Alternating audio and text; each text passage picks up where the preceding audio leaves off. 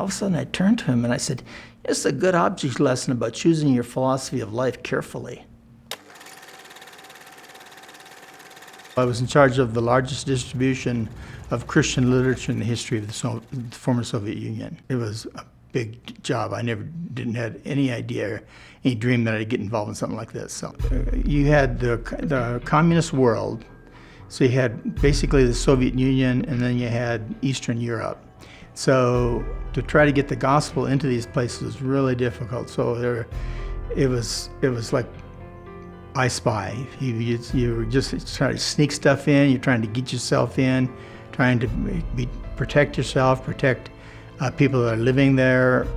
So then, all of a sudden, things just started coming apart, and then country after country after country started just jettisoning communism.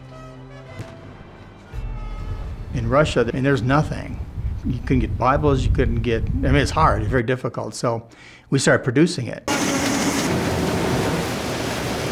So I distributed over 4,000 tons. As fast as we could get it printed and get it out, it was kind of an encouraging time. I had a guy get on his hands and knees and kiss my hand and thank me. He said, "You can't imagine the gift that this is to us." There's a Bible on the Mir space station, and it came from, I provided that for them. So the Mir space station isn't there anymore, but it came down, but I suppose it blew up my Bible. So, but there was a Bible on there, it came from our warehouse. We needed another warehouse. And this is all during the time when Josh McDowell was there with his literature too, and so we needed a warehouse. So the guy that was doing the writing, he says, "Well, come with me, we need to check this one place out." So we go into this warehouse, and this warehouse is about the size of a football field. And we walk in, and it's just brutally cold.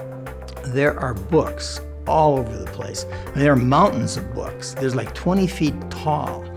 Just piles and piles and piles of books. And you literally walked on about 3 feet of books. And there are places where the floor had caved in and books were falling into the basement.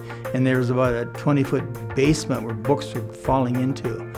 And every place you looked, you saw one word: Lenin. There was really nothing else there. It was just all about Lenin, and whatever he wrote, whatever he thought, it was all there. And it was in every conceivable language. And what it was the distribution house for the Communist Party. And when we walked out, the guy said, "Now, this is just one. We got 4 of them here if you need them." I'm thinking, you got 4 of these things? And everything's just swirling all over the place. Paper just. And in the corner, these guys are taking these books, and as fast as they could, they were shredding them to try to sell them for newspapers or something. I saw the end of Lenin. That his stuff basically ended up as newspapers and whatever they use, cigarettes, I suppose, toilet paper. That's what they're trying to do with it. It was stunning. So I get back in the car, and this other guy, and we just kind of sat there for a second. And all of a sudden I turned to him and I said, "It's a good object lesson about choosing your philosophy of life carefully." In the Bible, it lasts forever.